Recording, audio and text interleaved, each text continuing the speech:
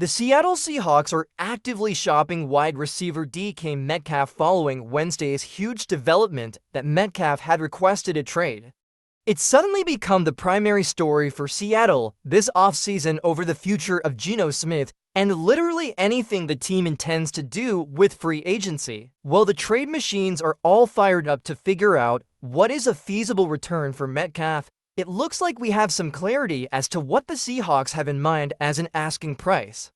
The Athletic's Diana Rossini reports that Seattle is looking for a first and a third-round pick in exchange for DK, who's seeking an extension in the $30 million year neighborhood. If we ballpark $30 million year for Metcalf, that puts him in Tyreek Hill and Brandon Ayuk territory, which is fifth highest paid in the league on average.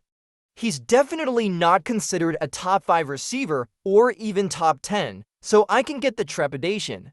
If you potentially subtract Cooper Kupp if released, but add in impending long-term deals for Jamar Chase and T. Higgins and possibly Terry McLaurin, whose contract is up in 2025, then Metcalf could conceivably be closer to the bottom of the top 10 very soon if given that contract.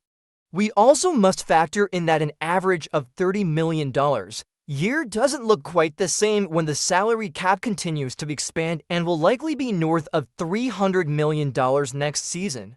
The contract stuff aside, Metcalf for a first-round pick is an understandable asking price and one that probably won't be met. After a flurry of moves involving first-round picks for receivers in 2022, the trade market has cooled.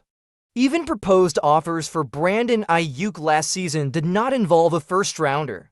Metcalf is not coming off a particularly great season and he was hampered by injury, so general interest in DK is not the same as wanting to spend a first and give him a big extension. Seattle ain't the first nor the last team to ask high and potentially settle for something less.